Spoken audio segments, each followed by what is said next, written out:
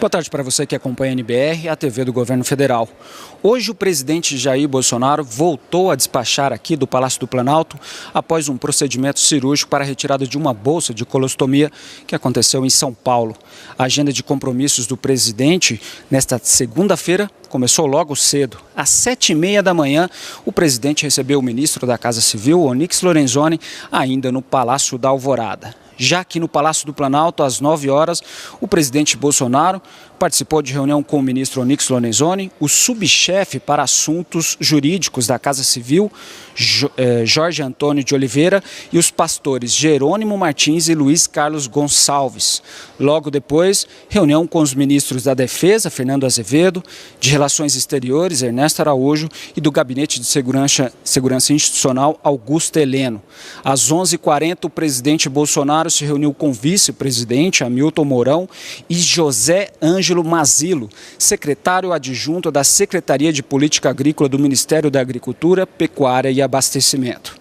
Mais cedo, pelo Twitter, o presidente falou sobre leilões de concessões de 12 aeroportos que vão gerar investimentos de 3,5 bilhões de reais. Segundo o presidente Bolsonaro, os 12 aeroportos que serão concedidos estão previstos em 3 blocos: Nordeste, Sudeste e Centro-Oeste.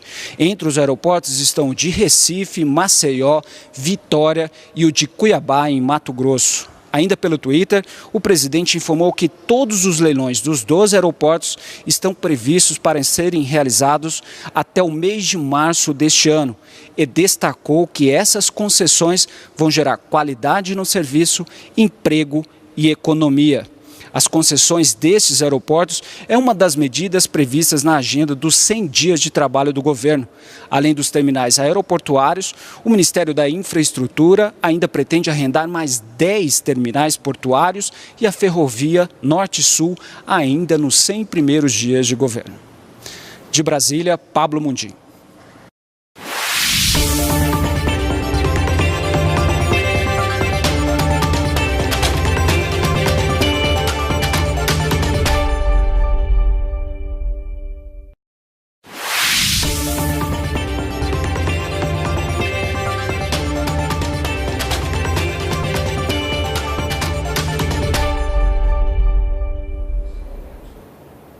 Olá, bom dia para você que acompanha a NBR nessa manhã de segunda. O governo federal determinou a eliminação de todas as barragens do tipo A montante no Brasil. Esse método é o mesmo das barragens de Mariana, que se rompeu em 2015, e Brumadinho, que se rompeu este ano. A resolução é da Agência Nacional de Mineração e foi publicada hoje no Diário Oficial da União.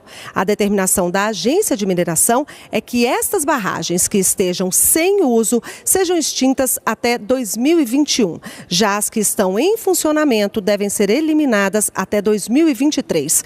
E as empresas responsáveis por essas barragens do tipo A montante devem apresentar até agosto deste ano um projeto técnico para que não haja risco nas obras. Segundo a Agência Nacional de Mineração, o modelo de barragens A montante foi amplamente usado nas décadas de 1970 e 90, porque ele tem um menor custo para o empreendedor. Mas, de acordo com a agência, esse método não é seguro e não pode mais ser tolerado no país. Aqui no Palácio do Planalto, o presidente Jair Bolsonaro passa todo o dia, mas sem compromissos oficiais. Ele se dedica nessa segunda-feira a despachos internos. Ele já está no Palácio do Planalto. Eu volto a qualquer momento com outras informações. Continue com a gente, não saia daí. Na TV, nas nossas redes sociais.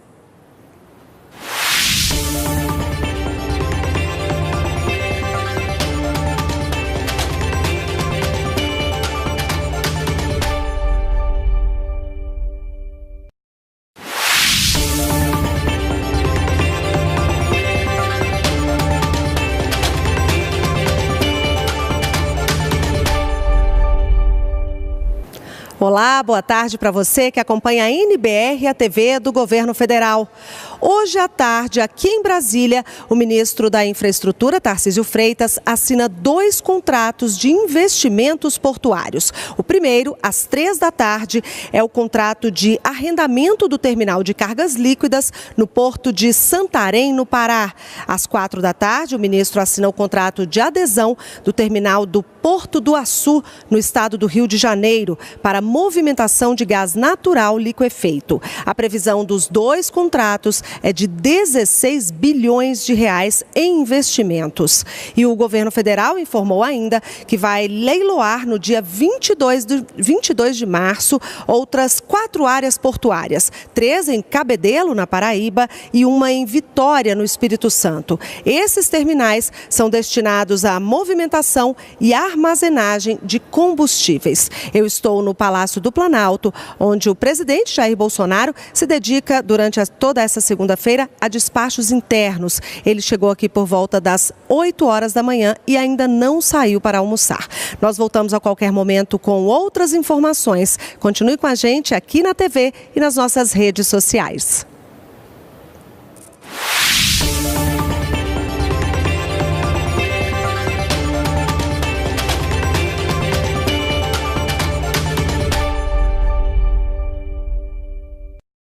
Para falar sobre o projeto de lei anticrime, oportunidade de conversar com a magistratura estadual, federal, do trabalho, todos muito qualificados e todos com sugestões e críticas pertinentes aí ao projeto de lei anticrime. Como eu disse anteriormente, nós estamos abertos a sugestões e críticas. Deve ser apresentado na próxima semana, já que o presidente Jair Bolsonaro se restabeleceu. Certo? Na sua apresentação, o senhor indicou que a condenação em segunda instância pode sofrer uma resistência no Congresso?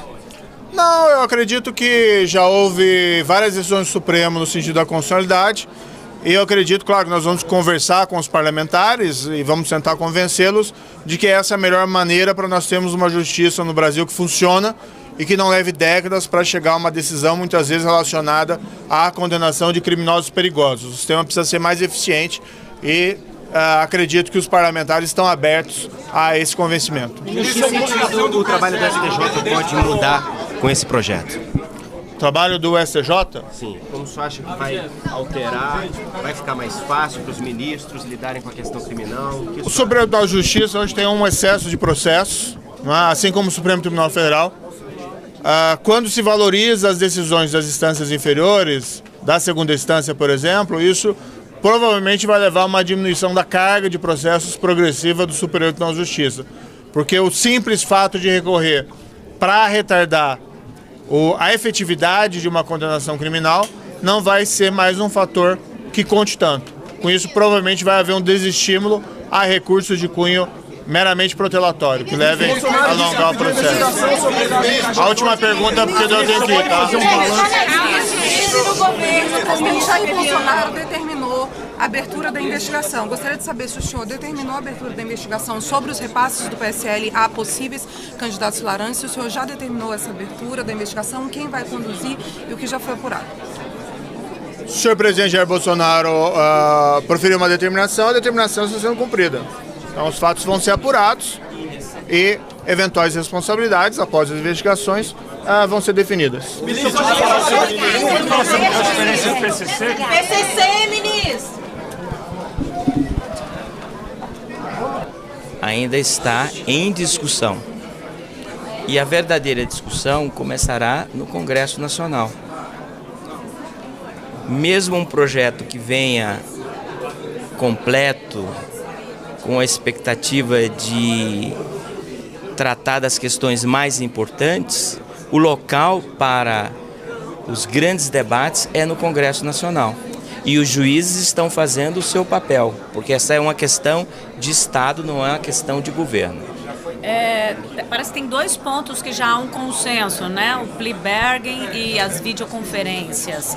Essa pesquisa, uma pesquisa da MB mostra que os juízes entendem que essas duas medidas podem acelerar o processo e tornar mais eficiente. Eu também penso assim?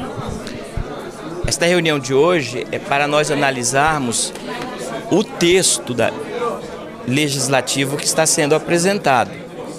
Há uma concordância geral dos juízes, no sentido de que a impunidade no Brasil é algo que solapa os alicerces do Estado de Direito, que a corrupção destrói o princípio da soberania do voto popular e a confiança dos eleitores no seu sistema eleitoral, e que também nós temos que analisar todos esses sistemas na perspectiva da dignidade da pessoa humana, com grande preocupação em estabelecer regras que sejam adequadas, que combatam esses problemas e deficiências, mas que fortaleçam, ao final, o Estado democrático de direito do nosso país. A expectativa com relação à tramitação lá no Congresso deve ser fatiada? O que o senhor espera? O que vocês esperam com relação a isso?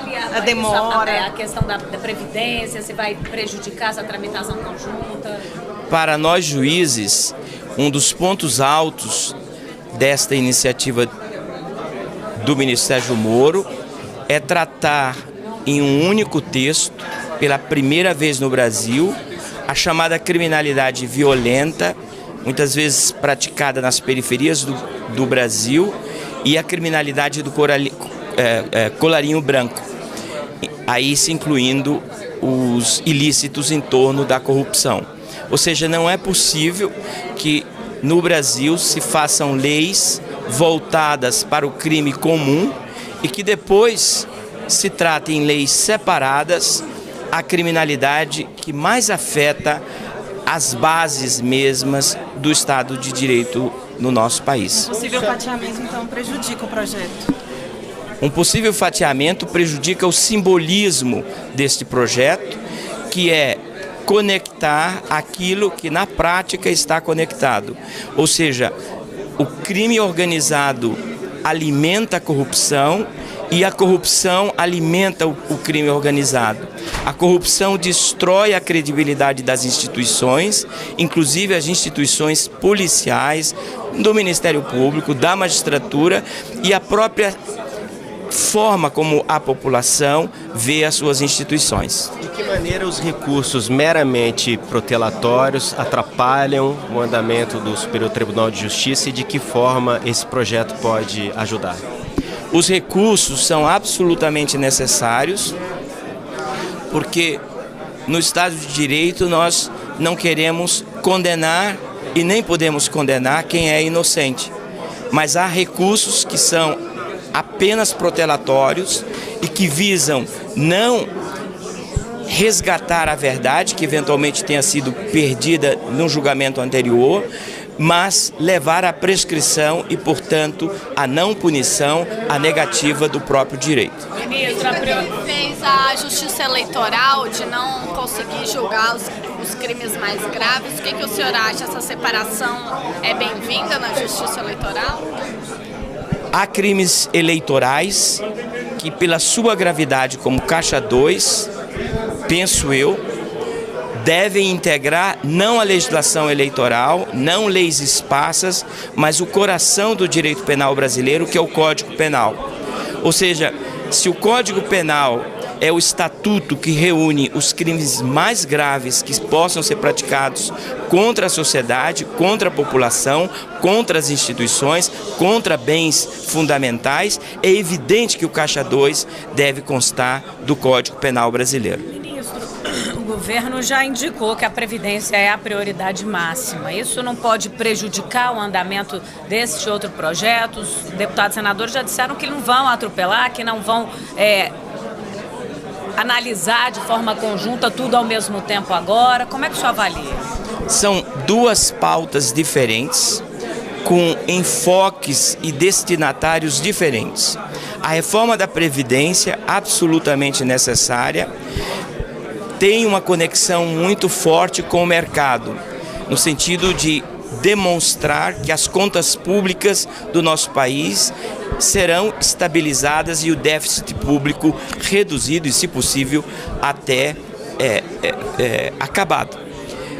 A pauta da lei anticrime é dar uma resposta à população brasileira e não apenas ao mercado, aos milhões de brasileiros que sofrem com a violência, com o crime organizado, com a corrupção e que não pode sair de casa.